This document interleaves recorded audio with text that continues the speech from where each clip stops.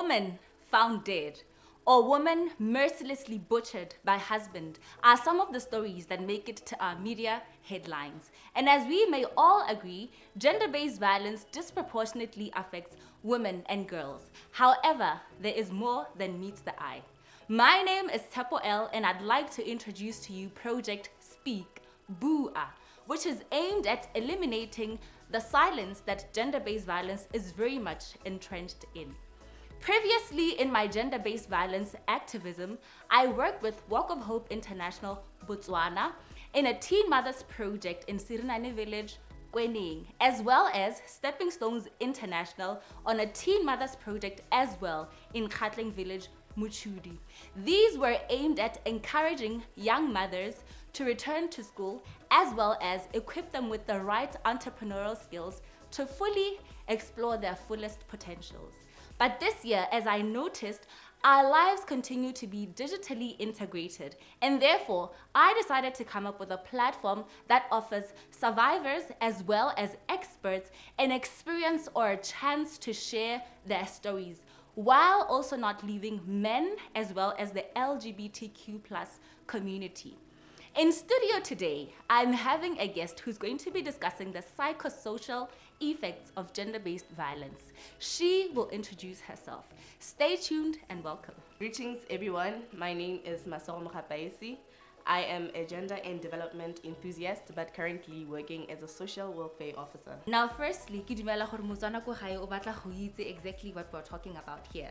So how would you explain gender-based violence in your own terms? I believe that gender-based violence is a term that we all know and we use in our daily lives, as you have alluded earlier. In definition, gender-based violence is any form of violence that is perpetrated against any individual on the basis of their gender. This kind of violence could be economic deprivation, physical or emotional, or sexual, as we all know. We tend to leave behind men as well as other gender identities. How do you think we can best tackle this? Our interventions, they need to include men so that we can come up with a people both gender-centered interventions. So what is your role in particular in addressing this pandemic? My role is simply to sensitize people on gender-based violence through trainings. Secondly, to provide direct support through counseling to victims. And lastly, to advocate for amendment or adoption of policies to address this pandemic. From what you've just said, I understand there's the prevention side to gender-based violence as well as the response side to gender-based violence. I'd like to state that prevention of it is gender-based violence in a nutshell is a manifestation of a greater something. It's a result of something. It's not the real problem. Therefore, the prevention side is taking the root of the cause of gender-based violence, addressing it, taking all our efforts, our energies and resources towards addressing that so that we prevent the occurrence of that gender-based violence. And the response side is basically saying that we are here as a nation, we are constantly losing women, we are constantly losing men, we're constantly losing children. Therefore, what mediation measures are we putting in place to curb this? What would you think then is the actual root cause of this issue? Academicians and researchers have argued that gender-based violence is a result of power and control. That is to say that, as we all know, historically, men have always yielded more power over women. Therefore, gender-based violence is an act of showcasing that control and even trying to maintain it.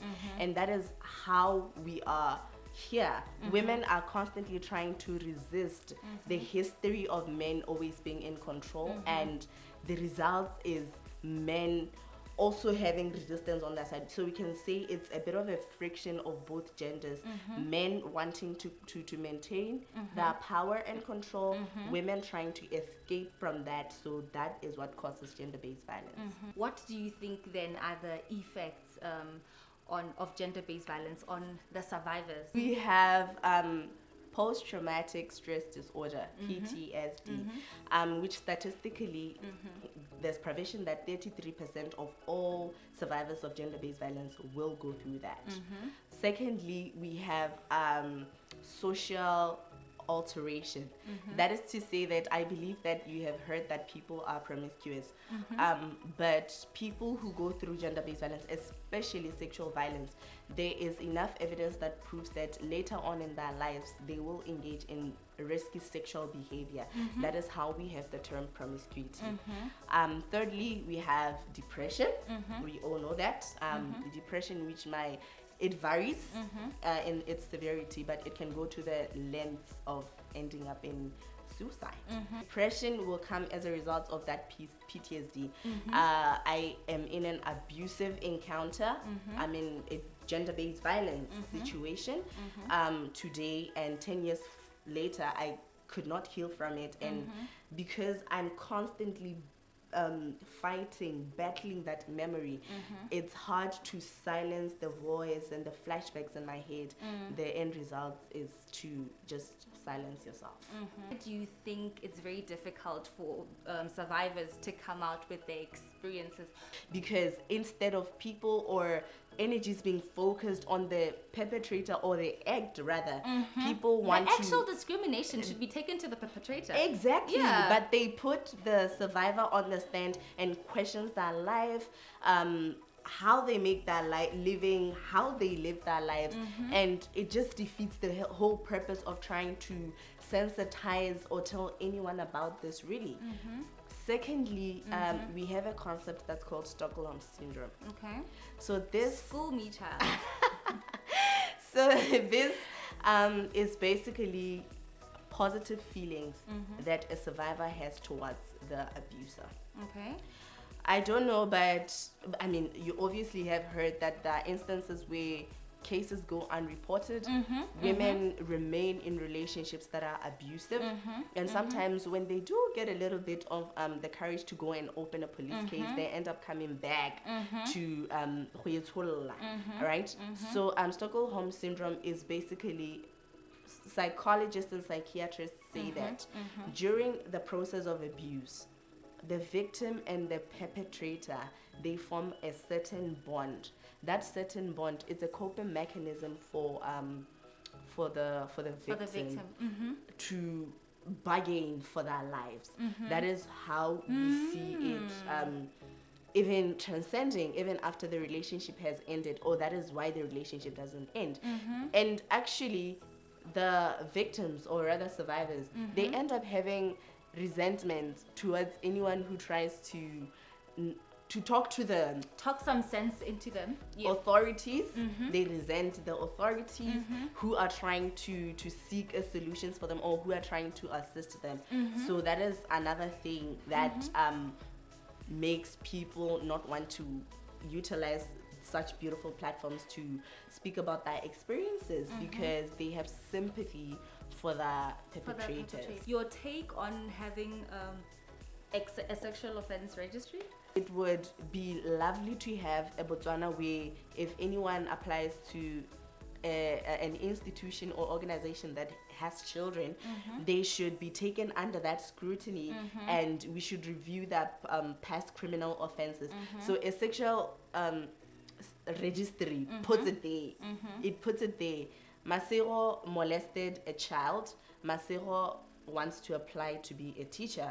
So Masero should not be a teacher. Masero should not work in spaces with children, because I know she might have been rehabilitated, but the protection of the child first, or the protection of the victim, of other people first.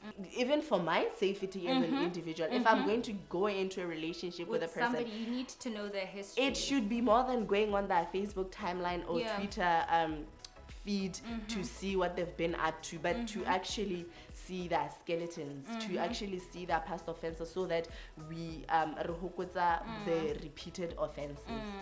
So yeah. And I feel like that's one of the sad things about gender-based violence. It doesn't only affect its victims or survivors, but it also instills fear in other women and girls. I mean, you're constantly watching over your shoulder to see if there's somebody walking behind you, and It's That's just generally very, very uncomfortable. That is very true because they're saying 2/3 of women in the world will experience gender-based violence. So as a woman, it's a constant thought of, am I next? Oh my god, yeah. It's like, okay, God, can I please get my time now? You Get try it over and done bargain. You understand? You walk into a taxi, you wanna go somewhere, and it's 10 a.m. and there's only males in that car, and you're thinking, so you're like, no, not today. That's exactly where the danger is. Exactly.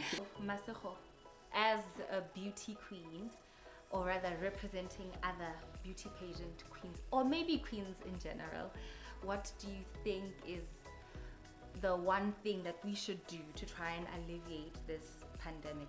As a beauty pageant, I believe that you have a more wider and more broader audience than we have. You understand? I believe that you can reach out to younger generations, you reach out to older generations, you reach out to people because of the platform that you're in, it reaches a lot of people. So now it is your duty to inform yourself about extensively, inform yourself about these things. Sit and have conversations with people who are actually on the ground doing this work, so that when you see 67%, it's not just a number. It shows you that this is a person, these are people. In a room full of women, a majority of them might have gone through violence. So I need you to familiarize yourself with all that, the language, so that when you make when you influence, when you formulate an opinion, when you shape your perspective, it comes from a place of information. That's you true. know what you're talking about, and you are sure of what you're talking about. That's true. That's Thank you. beautifully said, and thank you very much for honoring my invite. You're welcome. I hope to see more Botswana jumping in to offer whatever form of help that they may offer, so that we end this pandemic in unison. Thank you.